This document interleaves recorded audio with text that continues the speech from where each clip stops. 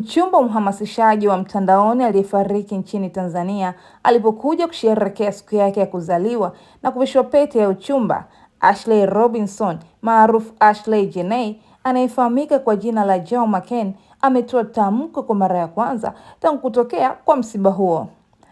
Itakumbukwa taarifa ya mwisho ya jeshi la polisi visiwani Zanzibar ilieleza kuwa wanashikilia pasi ya kusafiria na wanamshikilia Joh Makeni kwa ajili ya mahojiano zaidi, lakini baada ya hapo hakuna taarifa yoyote rasmi iliyotolewa kuhusiana na tukio hilo. Aidha, mwili wa Ashley ulirejeshwa nchini kwao ukitokea Tanzania mnamo Aprili 24 mwaka 2025 na mazishi yake yamefanyika jana Mei 5, 2026, huku aliyekuwa mchumba wake ndio akatoa tamko kwa mara ya kwanza tangu msiba huo kutokea.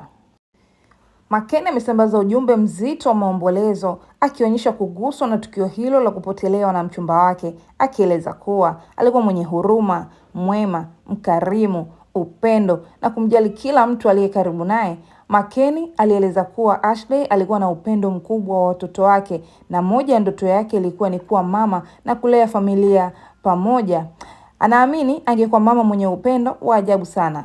Na katika ujumbe huo mrefu alimalizia kwa kuandika kuwa ataendeleza matendo mema wa kusaidia wengine kwa kadri atakavyoweza na kumalizia kuwa atampenda milele Ashley wake. Una maoni gani kuhusiana na tukio hili au tamko hili la aliyekuwa mchumba wa mwanadada huyu aliyefariki visiwani Zanzibar?